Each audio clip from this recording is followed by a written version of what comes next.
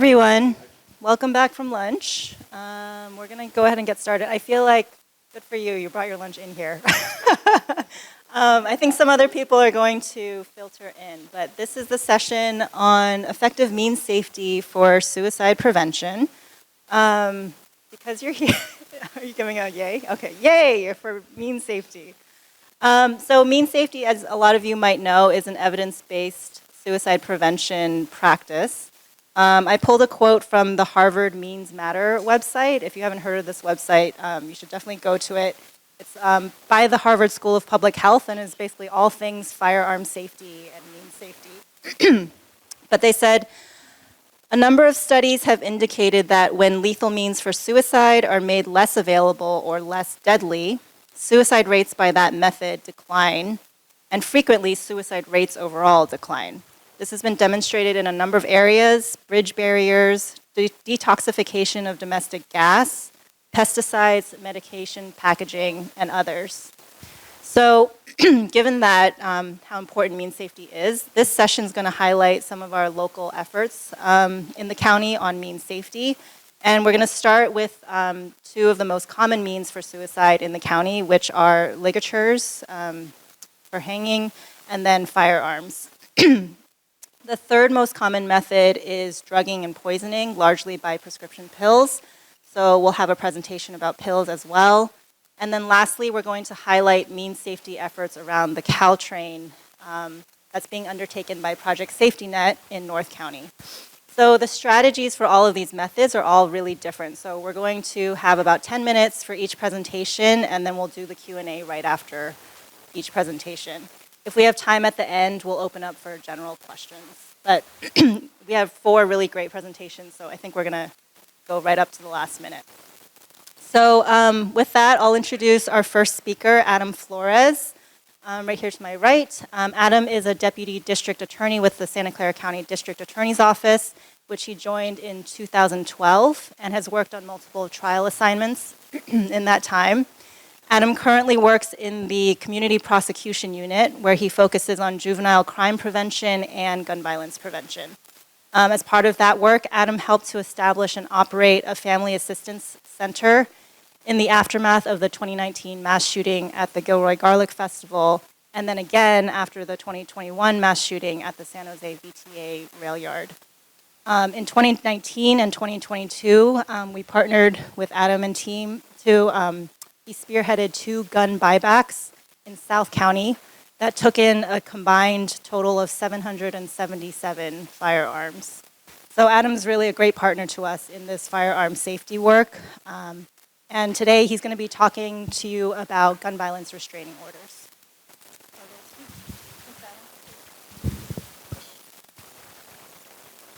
Okay, everybody. Good afternoon. It's great to see all of you. Just by a show of hands, I just want to get a sense of our partners here. Who is in the medical field? Maybe nurse, doctors, medical. Okay, educators. Educators, thank you. Community members, just general community, wanted to know about the subjects.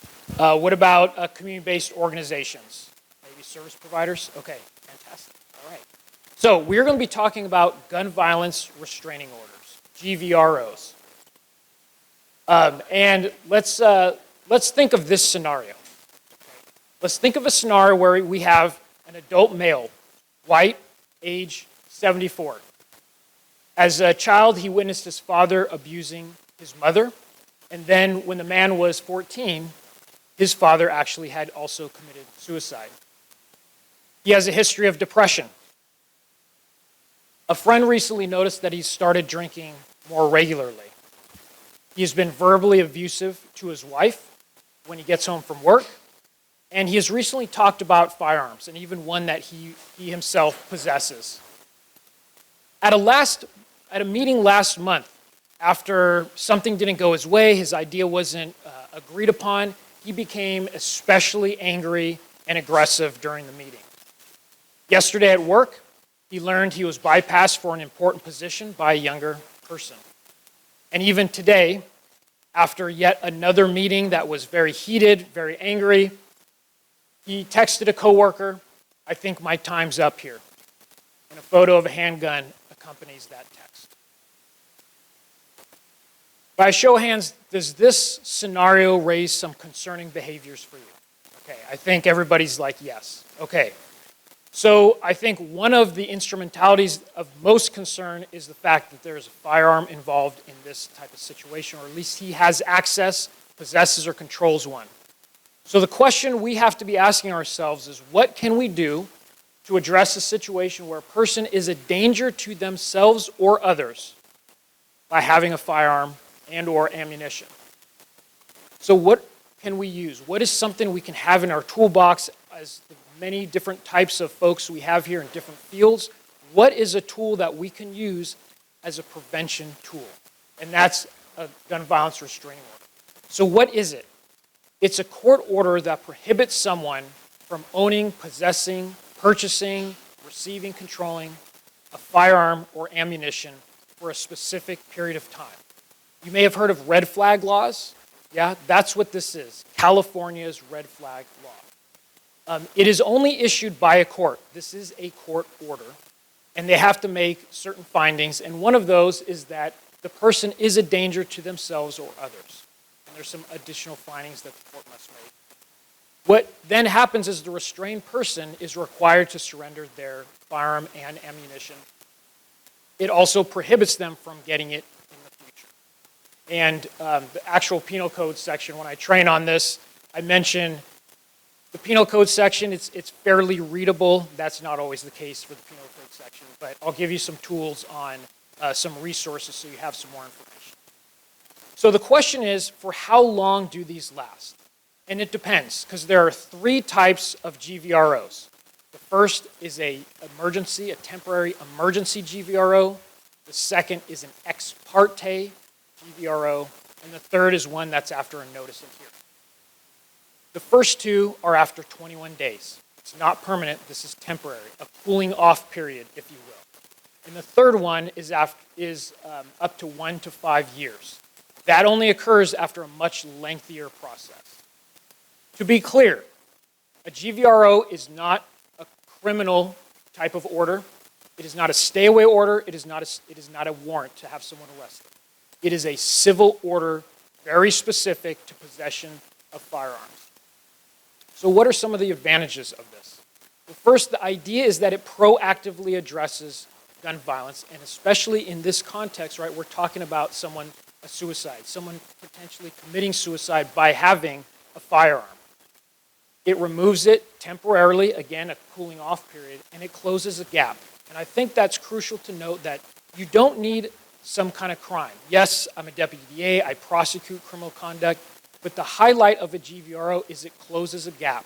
Where you have that concerning behavior, you have those concerning acts, but they're not committing a crime.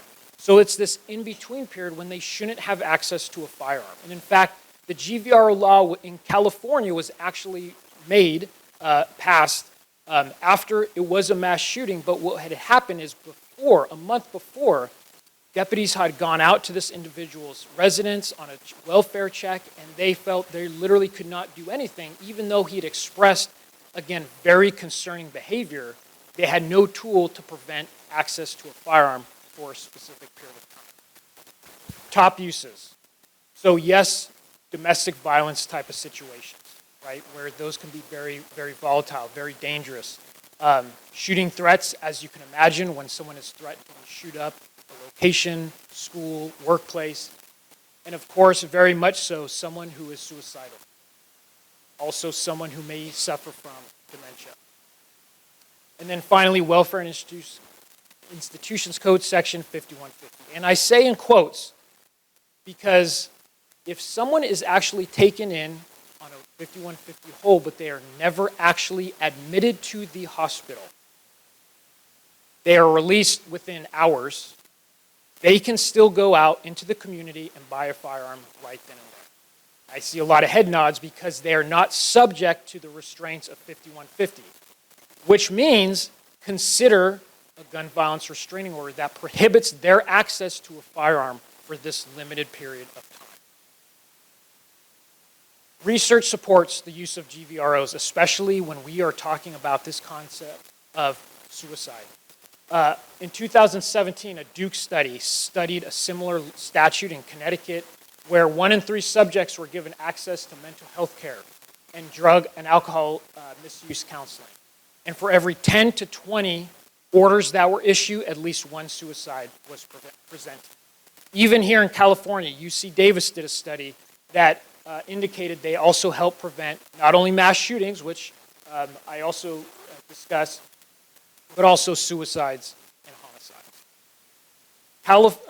Santa Clara County is really leading the way in the use of GVROs. You can see here that Santa Clara County is a state leader for these emergency GVROs, but second overall for the overall type of GVROs, the 3 different types in California more broadly. So this is where I want to ask, who do you think, in that scenario we started off this presentation with, who do you think is in the best position to observe that type of concerning behavior? Any thoughts? Yeah. Wife. Co-worker. Friends, family. What else?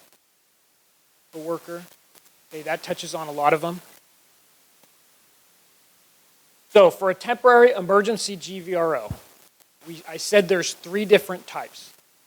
For the temporary emergency, that is only for law enforcement. That's when it is a 911 call. It is an emergency. Okay, something is really imminent. Something is clearly about to happen. The other 2, ex parte and GVR after notice and hearing. I want to highlight the extensive groups that are able to apply for this type of GVRO. Immediate family member, employer, co-worker, certain educators, law enforcement, roommates, individuals who are in a dating relationship, individuals who have a child in common. And that makes sense because those are all the different types of people that are able to observe those concerning behaviors that we outlined or that you know from your experience and from this topic that are able to see that concerning behavior and bring some attention to it. Yes?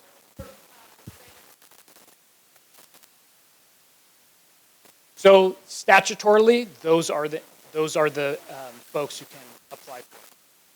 Yeah, so if it's a service provider, they would need to talk with someone, or if they have a law enforcement partner, they can also partner with the law enforcement. Okay. Going quickly through, because I know we only have a few more minutes, emergency GVROs, again, those are only for law enforcement, and those can be obtained in the field. They're responding to a welfare check. They make a determination based on the circumstances that an emergency GVRO needs to be obtained. They can literally call the judge right then and there, even if it's in the evening, after hours, obtain it, serve it, and have the subject surrender the firearms right then and there. And it's in effect for 21 days. An ex parte. This is your non-emergency situation.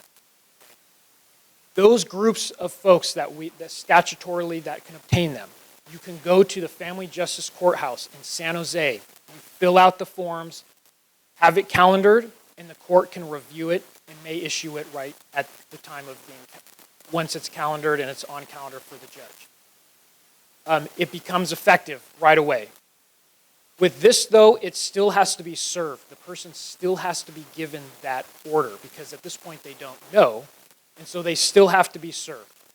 We highly recommend that you involve law enforcement in serving that document because if there is a concern that they have firearms or ammunition, that can be a very dangerous and volatile situation, and law enforcement, we recommend, is the one who supports in serving that.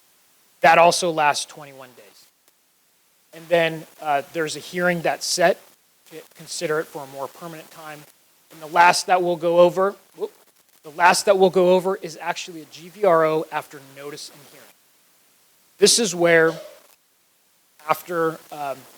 there's an actual hearing. The person who is potentially the subject of the petition, other folks go to court. There's testimony, reports, photos. It's examined at a much more thorough level because the judge would then make a determination and a ruling and potentially impose it for 1 to 5 years. So as you can imagine, because it's a more significant duration that they're prohibited, it's going to be a much more intense process. Yeah, you had your hand up?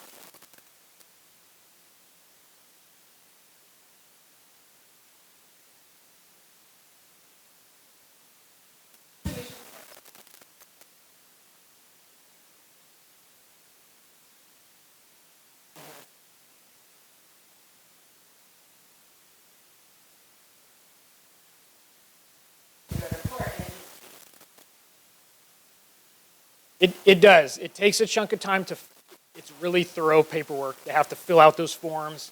And it depends on how quickly it can go on the court's calendar. And I understand from just some preliminary research that it could go on calendar that day, and then it's up to how long, if it is on calendar, it should be issued that day.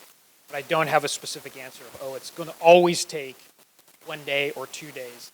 That's where, because it is an ex parte, it's not an emergency situation, I would still say you need to get on this very quickly so that it can get on the courts. Yes?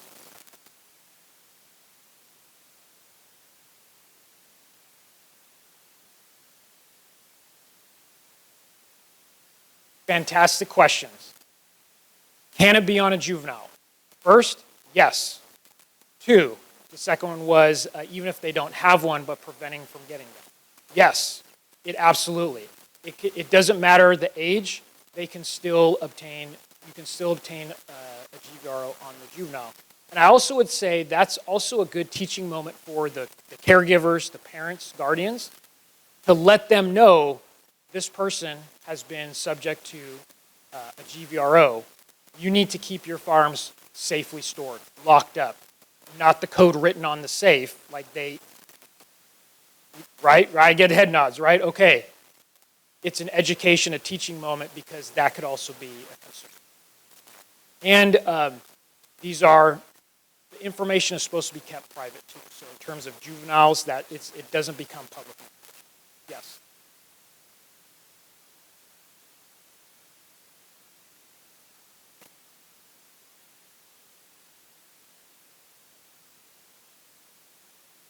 So the first part of your question, juveniles can't legally own. They can under, California has a lot of complex laws, and there are situations where a juvenile can have access to a firearm.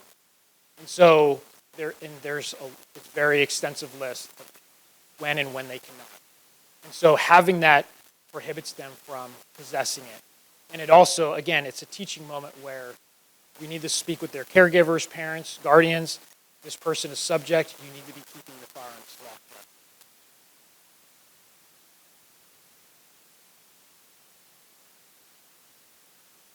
Exactly. You wouldn't be taking the parents because the juvenile is the subject.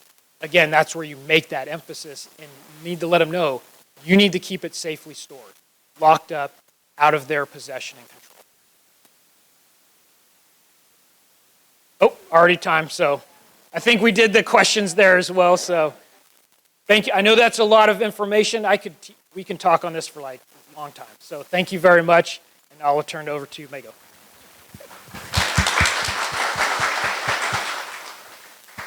Thank you. We'll try to save some time at the end so if you have any other questions about the GVROs, Adam will be here, or just hold it until the end of the session. So moving on to Vic Ojakian, one of our longest standing partners in suicide prevention.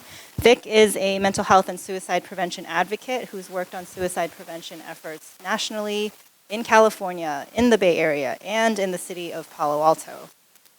He and his wife, Mary, who's going to be presenting at the spirituality session later, they both helped to produce the Santa Clara County Suicide Prevention Strategic Plan, and they worked to help implement this plan. And they've been involved with the Santa Clara County Suicide Prevention Program for more than 10 years. So as part of this work, Vic's been a member more recently of the work group that's researching and figuring out what hanging means safety looks like. Like I mentioned at the beginning of the session, hangings have now become the #1 method for suicide in the county, and there's very little, as Vic is going to talk about, very little research and work done in this space. So go ahead, Vic.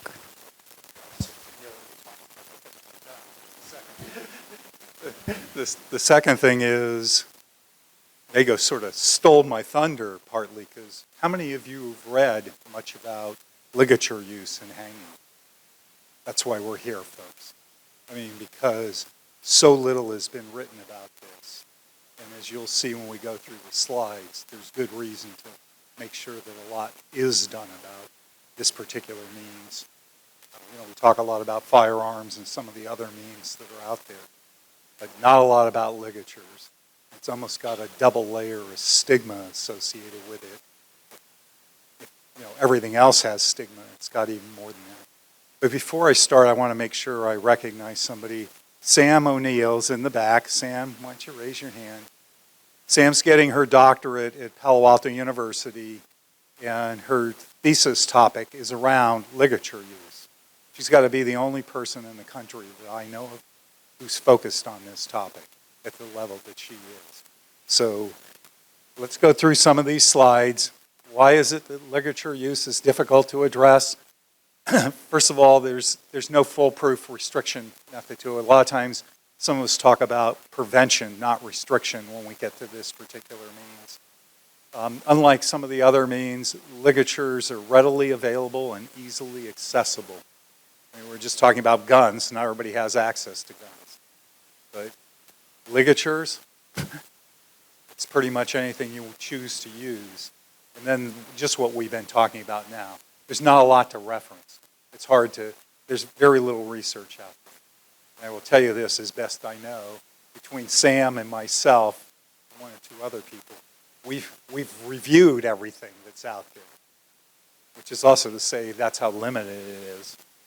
Okay, why be concerned about ligature use? This is what Mago was just talking about. Santa Clara County, it's the #1 means. 40% of the deaths between the time period I put up there are from ligature use. What's that look like? I just took 1 year's pie chart. This is, in some ways, this is a good year because a lot of times it's skewed even greater for hanging and ligature use versus firearms and some of the other means. But you get the idea?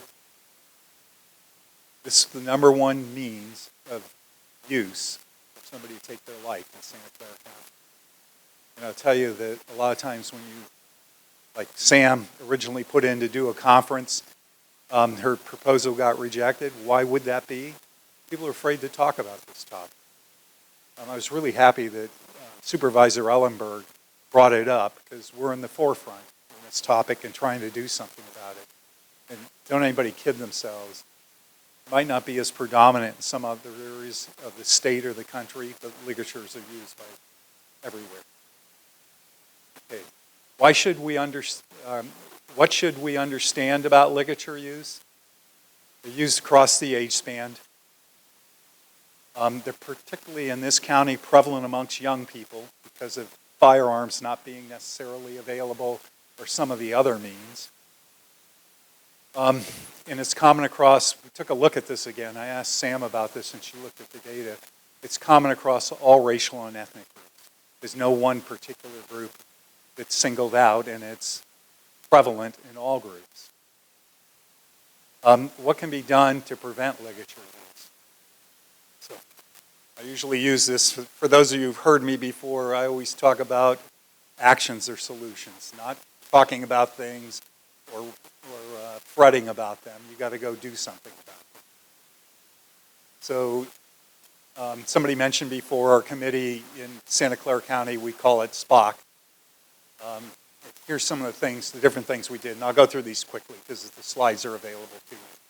But you can see, starting in 2021, we held a roundtable, got feedback from different people. I'm going to go through this quickly. Some of us reviewed literature, particularly Sam, again, because that's what she's doing her doctorate on. And we discussed this amongst some of our work groups. Maybe we haven't mentioned during the day, but we have 3 work groups that are under the main SPOC oversight committee. So we've done some things, and again, I'll just go through these quickly.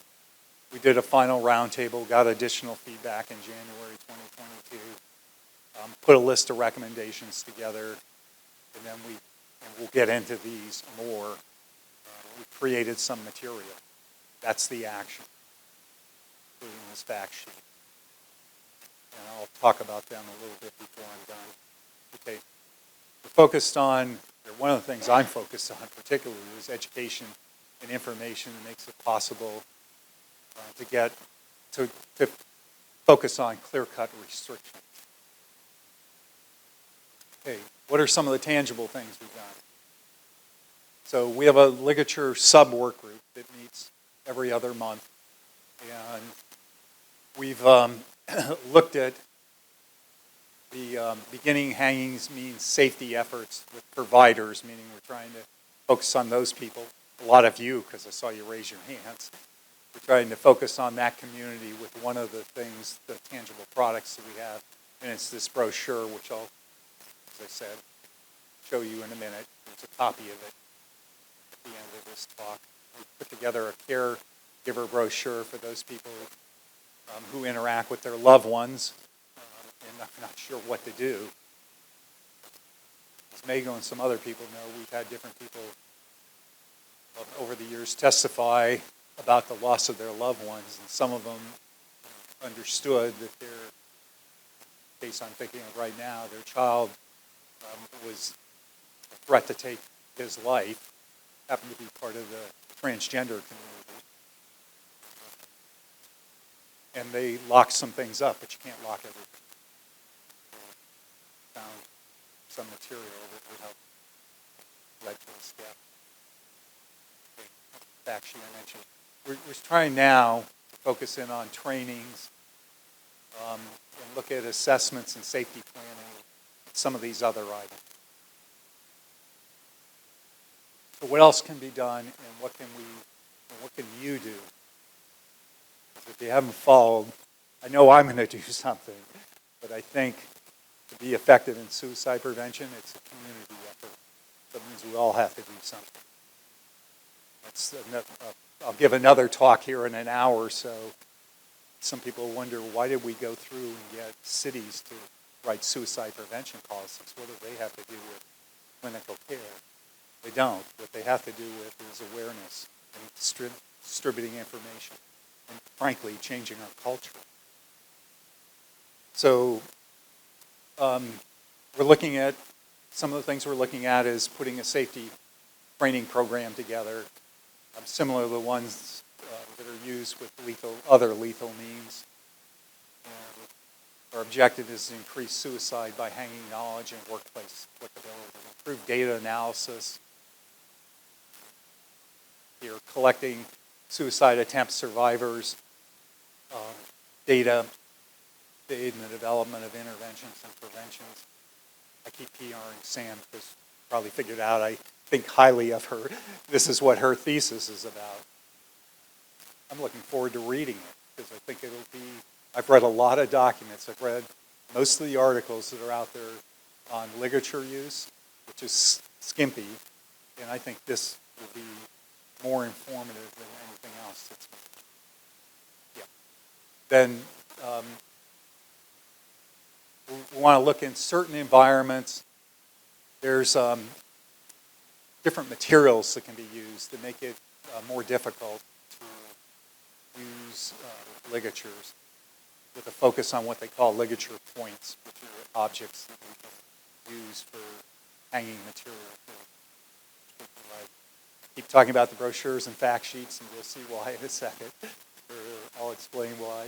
Continue to develop safety messaging and awareness campaigns. So here's a quick look at those things I was talking about. This is the brochure we put together for providers. Some of you raised your hands. This is focused on trying to help you out. Mago's going to get them because that's what I was going to say. They're all available here. We put one together for caregivers. And we brought them, so you're welcome to have them. And then fact sheet.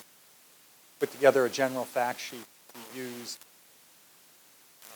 just community awareness. So that's a quick overview about ligature use without us getting into a lot of there's a lot of detail that we put together. And it's to let you know that this is something that we're focused on and have to do in Santa Clara County because it's the most prevalent need. On that note, well, thank you. Yep. Thank you for ending that. We have a couple minutes for 1 or 2 questions, if anybody has any. And then, in the meantime, the provider brochure is going around, and I'll pass out the hanging fact sheet as well. The other one is for caregivers. That one's up front. Yeah, so if you want to pick that one up after the session.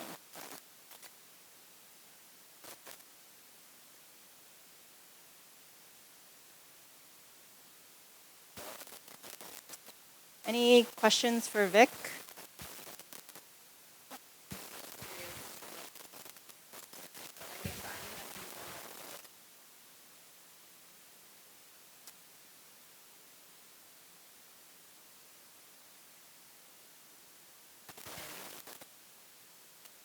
Yeah. So the only reason we weren't sure if Sam would be able to come to the conference today, which is the only reason why she's not presenting. But thanks for joining, and then I'll let you answer the question. Okay, hi. Hi, everybody. Thanks, Vic. Yeah, I wasn't sure if I was going to be here today, so I'm glad I was able to see it. And people are really open to talking about it, especially people that have lost their loved one a while back, because a lot of people feel like an urge to give back and to want to contribute to data on this because they also know there's nothing. And like even after being affected, they still haven't found anything with their providers or anything in other advocacy work that they've done that addresses specifically suicide by hanging. And I personally am also a suicide survivor. I lost my dad to suicide by hanging when I was younger, and that's what propels me to do the work too. So interviewing people just like me, basically. And yeah, if y'all know anybody or if you yourself are applicable, I am recruiting people still for my dissertation. I'll leave that at the front too.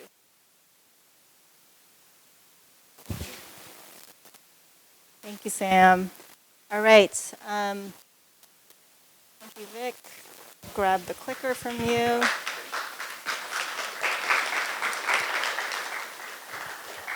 All right, we're moving speedily along. Tessa Reynolds, my friend Tessa Reynolds, is a certified addiction treatment counselor who's been studying addiction and trauma for over 15 years. Tessa's worked for over 10 years with individuals involved in the criminal justice system, the LGBTQIA+ community, and those who are unhoused. Right now, Tessa works for the County of Santa Clara as a rehab counselor, where she's helped to launch the Harm Reduction Project, Harm Reduction with a Q, oh, it's not up there, which focuses on harm reduction support and services for people who use substances in the LGBTQIA+ community. So thank you, Tessa, for being here today, and Tessa's going to talk about prescription pills and suicide prevention. Thank you. Hi, everyone. Thank you so much. My name's Tessa. My pronouns are she, they. Thank you for showing up here. So I want more time, so I'm going to buzz through these slides.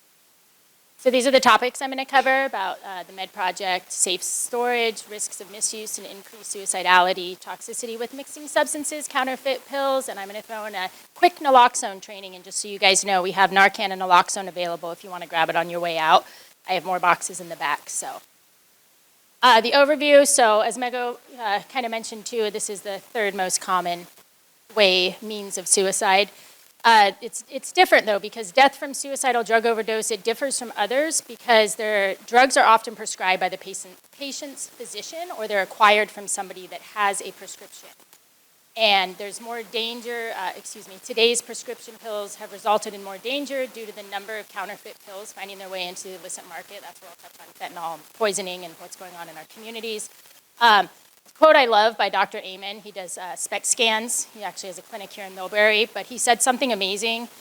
The mental health field is the only medical field where we do not look at the organ before we treat the illness. So we're not looking at people's brains before we're prescribing medication. So sometimes that can be harmful because the medication can actually increase suicidality. Sometimes it can be super helpful. I've seen both, throughout my career, but they are available. It's just, monetary resources don't allow everyone to have access to that.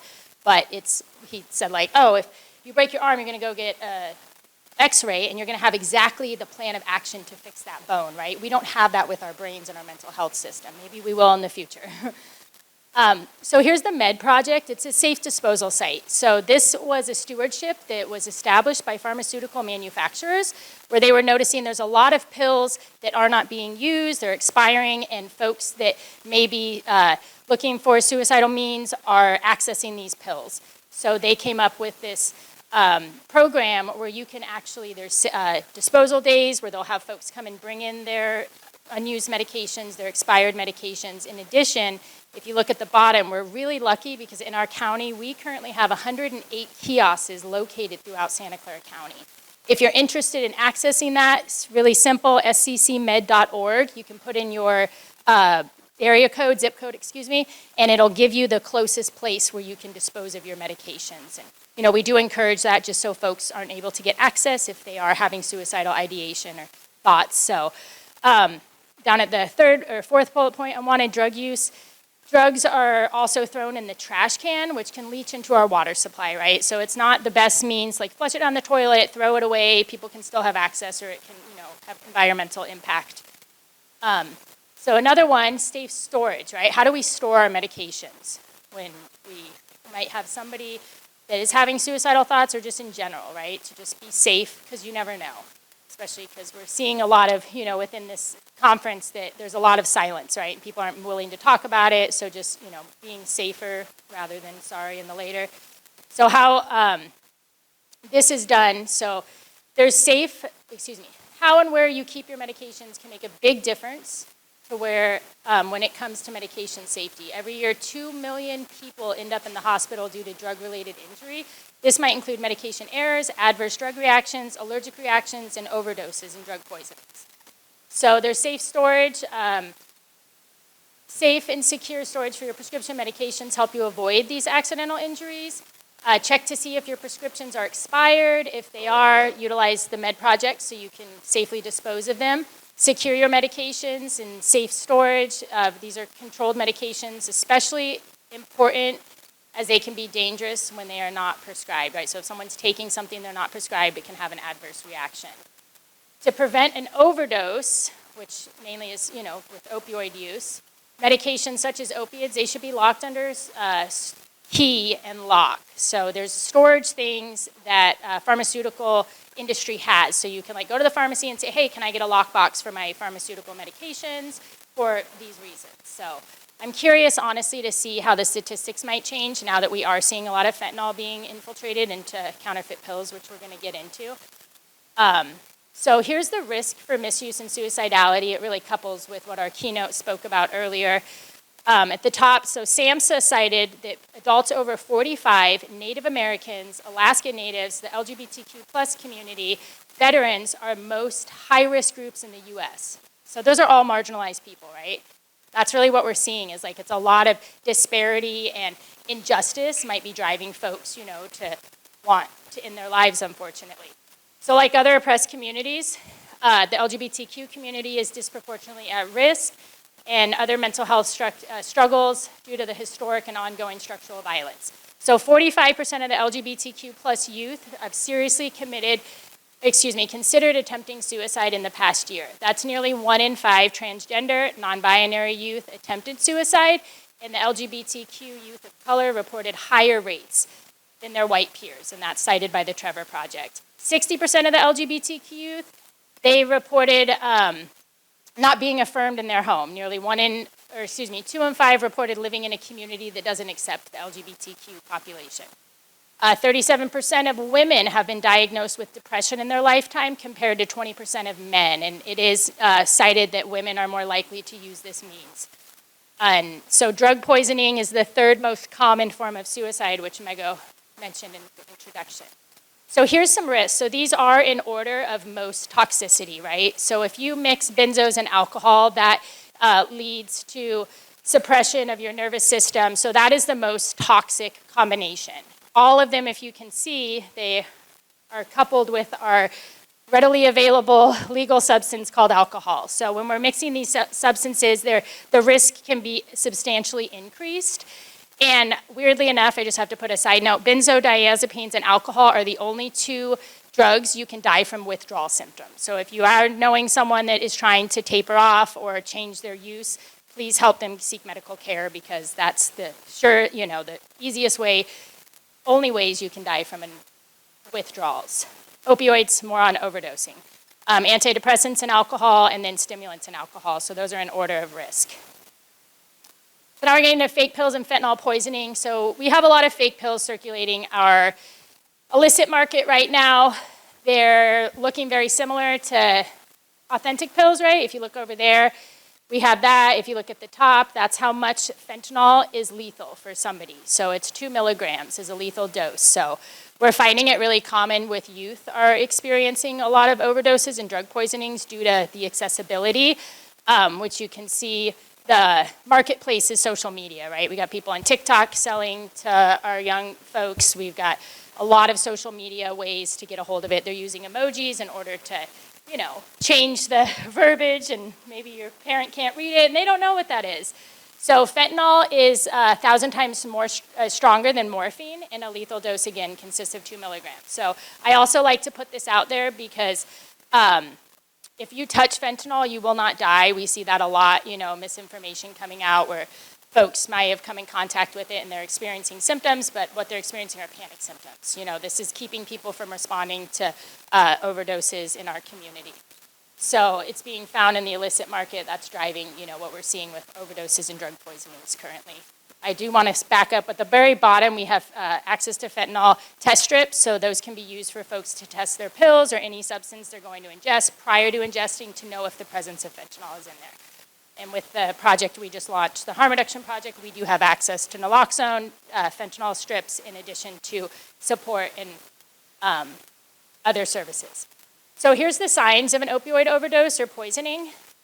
Someone's going to be unconscious, they're going to be unresponsive, they're going to have slow, irregular gurgle, kind of sound like they're choking, or I hear it comparable to like sleep apnea.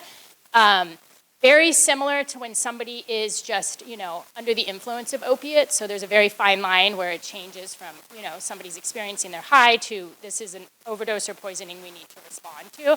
You'll see what is an indicator is their skin color will change. It'll be blue or gray, blue or purple or gray or ashen depending on the skin tone of the person. Cold, clammy skin. It can appear like a seizure. There's vomiting involved. I've been hearing recently with fentanyl that people's bodies can get really rigid and tight instead of like limp. So what do we know about naloxone? Naloxone is a life-saving medication. It's more currently now known as Narcan because it's user-friendly, so it's made as a nasal spray where folks like us lay people can just respond to somebody if they're experiencing any type of signs of this. So thank you, Mega, my Vanna White here. So I'm just going to run you guys through how to administer it because then that will mean that you are trained and you're able to go out in the community and perform this duty. Hopefully not, but if you need to, I'd rather you be prepared rather than, oh gosh, I wish I had that. So first thing, well, let me go back. Naloxone, it's been around since 1961. We're all thinking, oh my God, this just came out. We're getting our hands in it. What's happened is the harm reduction community has worked tirelessly to be able to get it in the hands of people that need it. It's been in the hospitals since 61. They've been using it intramuscularly, intravenously to help revive folks that are overdosed or poisoning. You know, and this does apply to suicide intervention because folks, I'm concerned now are folks looking like, oh, I can get a more lethal means by going on the street and buying a fake Percocet than I can taking my antidepressant medication, you know. So I think there is going to be some change in statistics, but we'll have to see in the future. So the first thing you're going to do, identify those signs. You want to check to see if they're responsive. What you want to do is kind of clap, holler if you know their name, if they're laying down, kick the bottom of their foot, try to get them to respond. A lot of folks respond to pain, so best thing to do is give them a really hard sternum rub on their chest right here. That should elicit some response from them. If they're not responding, we want to give them naloxone. It's really okay to give anyone naloxone, even if they're not experiencing an overdose or a poisoning. It will not hurt them. That's why we also love this medication. It'll just go in, knock the opioid off of the receptor, hang in there for a while so the person's breathing can be restored. So we can't get them up, right? So what you want to do, I always say, tell someone you're going to Narcan them. If somebody's habituated to their opioid use and they're just, you know, under the influence, they'll say, no, I don't need that because it will immediately put them into withdrawal symptoms, which ideally someone that's habituated is trying to avoid the withdrawal symptoms. So we're trying to get them up, we've assessed them, we've let them know. So the first thing you're going to do is if they're not laying down, you want to gently take the person, lay them on their back. You're going to tilt their head back. When you open the box, you're going to have 2 doses in there. Take your dose out. Put it into their nose when it's your head's tilted back as firmly as you can until you feel their skin. We want to make sure it's really up there. Deploy it. At that point, you're going to wait 2 to 3 minutes. It's a great time to call 911 and say, hey, I'm with someone unresponsive. We need emergency assistance right away. In that 2 to 3 minutes, watch the person closely. If they haven't started breathing on their own, which we're noticing with fentanyl, it might take a little bit more in a naloxone. That time's passed, take your second dose. Same thing, tilt their head back, go into the other nostril, administer the naloxone. At any point, if this person starts breathing on their own, it's really important to put them into the rescue position. This will be on their left side with their knee over and their head cradled with their arm. This is to avoid if somebody vomits due to coming back, then we don't want them to choke on it. I always recommend stand back a little bit because people, they're disoriented. They've just been unconscious and now they've got a whole bunch of people around them and, it could be a really scary time for everyone. Let them know you've Narcan them. We've got EMS on the way. We always like to elicit help from them because they'll come prepared with the intravenous and the intermuscular. If somebody doesn't start breathing, which is the worst case scenario, what you need to do next is do your best to breathe for them. So administer rescue breaths, which will be their head tilted back, 2 big breaths in the beginning, 1 breath every 5 seconds, and that'll give them enough oxygen until EMS arrives, and they'll take over from there. So that is the end. Thank you so much. If you're looking for more information or resources, feel free to reach out to our program. Thank you.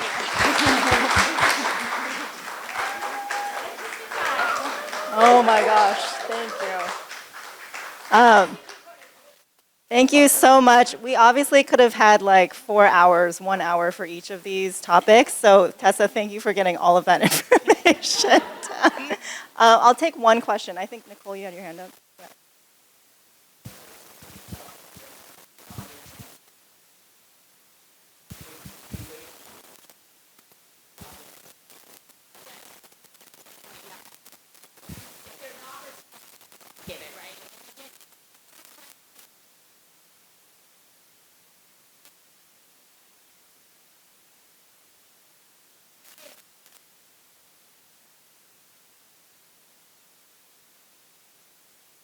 All right, we're going to finish off, take us all the way till the hour with Mary Gloner and talking about Project Safety Net. So Mary Gloner has dedicated her career to addressing priorities of vulnerable populations, building community capacity, and promoting health parity.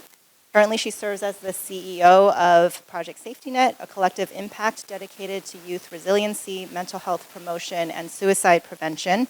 Mary's also served as adjunct faculty for San Jose State University and has been a guest lecturer at multiple schools, and also serves on numerous nonprofit boards and public service boards. So Mary, as I mentioned, is going to be talking about Project Safety Net's efforts around lethal means restriction, especially focusing on the railway deaths. Thank you, Mingo. Could you give me a 3-minute warning? I'll try to catch us up. So, how many of you are familiar with or have heard of or know of Project Safety Net? Very few, which is not uncommon. So, my purpose of sharing this part of the presentation is really to elevate the power and the strength of community and coalition building to advance policies and advocacy. So I'm going to briefly just tell you a little bit about Project Safety Net, and we'll understand while death by suicide along the railway is uncommon with national statistics, why it's critical and has been important, and what helped to found Project Safety Net. And Project Safety Net was founded about almost 14 years ago.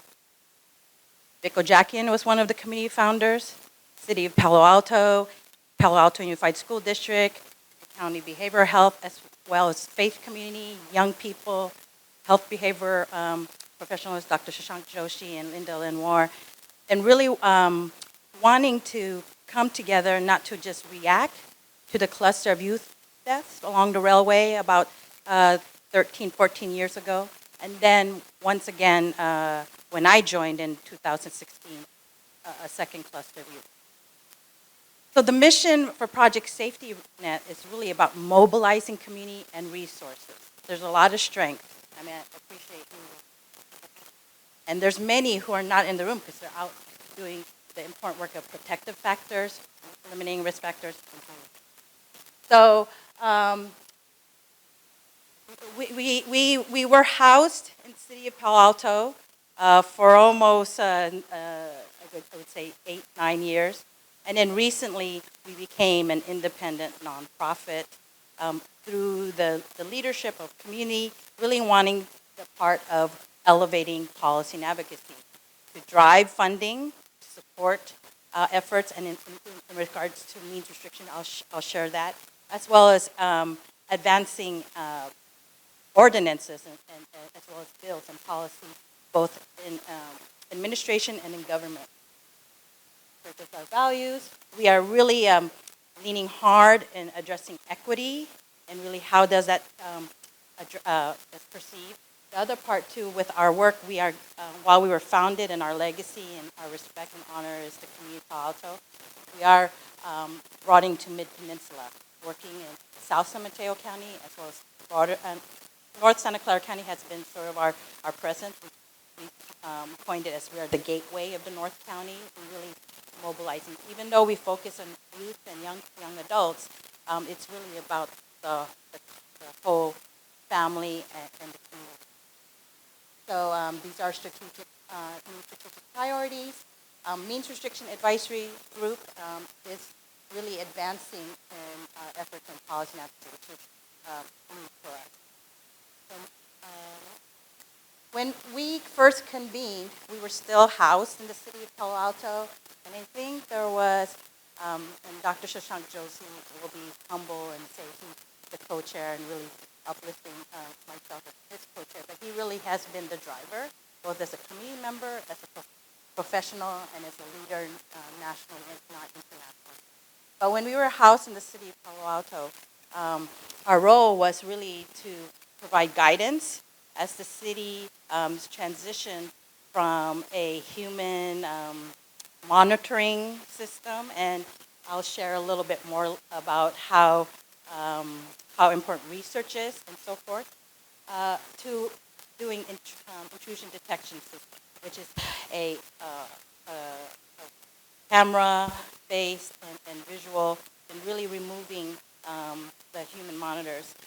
As someone who was new to suicide prevention as a professional, I learned that when it comes to railway, the only evidence-based research that really solidifies is physical barriers, whether it's elevating it, making it under tunnels. But the human monitoring was really something that the community, and I'll share a little bit more with who are composition, and wanting the way to intervene, support. But there are pros and cons to that, in the sense that I want to uplift that it was a way for community who were dealing with a tragedy to feel like they had, they were doing something, right, in a different capacity. But at the same time, as we also know, when you're dealing with suicide, you don't want to memorialize. And I heard over and over informally from the young people that's like every time they saw someone monitoring the railway, it reminded them of someone who had passed away. And so it was also important to elevate young people's voice, because when I first joined, I would informally and anecdotally ask, like, who is Project Safety Net to you? And he said, we're our adults, the teachers, the health professionals, but I didn't hear anything about them. There were some very active young people, but we're really trying to have them centered. Moving forward, in 2020 is when we became an independent nonprofit. This is where we said, you know what? We now have the opportunity to really elevate voice and accountability and push. So I want to point out, here are our current members. So we have a mix, as we mentioned, Mario Jackian. We can't have the Jackians without one or the other, right? So Todd Collins, he is actually an individual who helped to spearhead the human monitoring. But he also understood the value of doing policy. We also have individuals who are like national and local leaders in addressing just general means restriction. You have Dr. Patrick Sherry, who put out a report for the Norm Mineta Institute on how to address prevention along the railway. And then you have Mr. Paul Mueller, who is the founder and board president of the Bridge Rail Foundation, key organization that really been addressing the nets at the Golden Gate Bridge. So you have a mix of people who were touched by the deaths. You have people who were the healers of the community, and you also have the researchers as well as the power brokers. So this is us in action, and this is like the final slide closing out. So our current priority is to develop a railway means restriction policy recommendations, really modeling and tailoring from what was already done through the Norm Mineta Institute. Also, as I said, we continue to collaborate with City of Palo Alto staff on railway safety efforts, and then at the next session, you're going to really learn how, from tragedy, how this city helped to be a leader in a way so it made it easier for other cities to not take as long as time and investment that we have this conference now.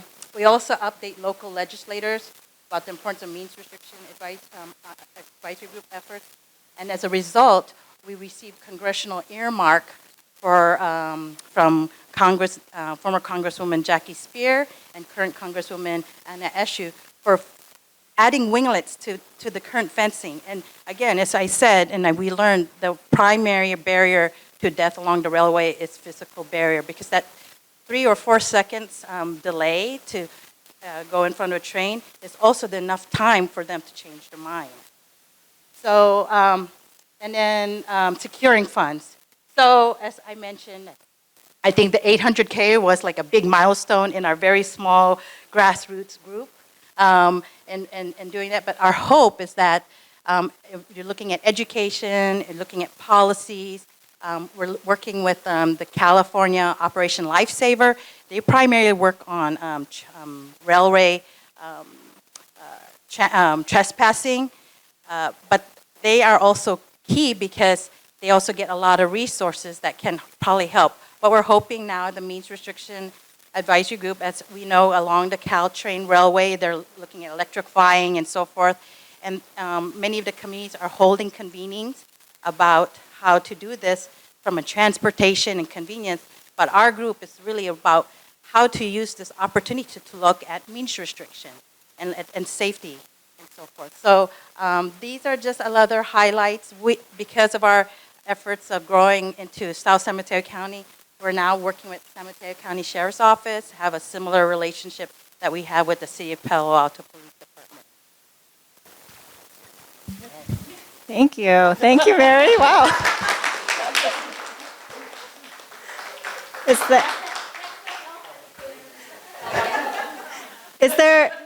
Is there one quick question for Mary about anything related to train advocacy? Okay, well, if not, I'm just going to end by saying I just love how actionable this session is. So please, we're going to stop now. Well, it's 2 o'clock on the dot. But please come get a Narcan kit, pick up a ligature safety brochure or fact sheet, ask a question about GVROs, or get involved in Caltrain advocacy. So thank you, everybody, so much.